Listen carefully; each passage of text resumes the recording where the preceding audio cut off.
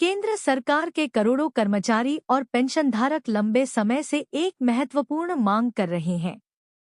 यह मांग है महंगाई भत्ते को मूल वेतन में मिला देने की।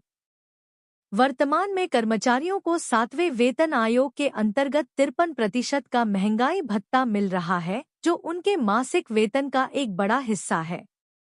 जब भी महंगाई भत्ता 50% से अधिक हो जाता है तो कर्मचारी संगठन इसे बेसिक सैलरी में जोड़ने की मांग करने लगते हैं।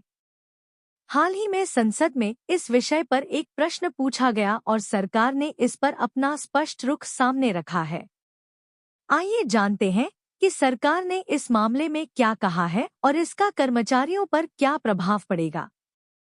महंगाई भत्ता सरकारी कर्मचारियों को बढ़ती महंगाई से बचाने के लिए दिया जाने वाला एक अतिरिक्त भत्ता है। यह उनके मूल वेतन के अलावा अलग से मिलता है और इसकी गणना बेसिक सैलरी के प्रतिशत के आधार पर की जाती है। जैसे जैसे बाजार में वस्तुओं की कीमतें बढ़ती हैं, सरकार इस भत्ते में भी वृद्धि करती रहती है। विलय या मर्जर का मतलब है कि इस अलग से मिलने वाले भत्ते को मूल वेतन में जोड़ दिया जाए।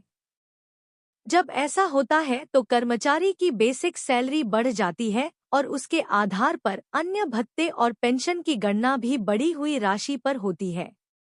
इससे कर्मचारियों को दीर्घकालिक लाभ मिलता है, क्योंकि सेवानिवृत्ति के बाद की पेंशन भी बढ़ी हुई बेसिक सैलरी पर आधारित होगी।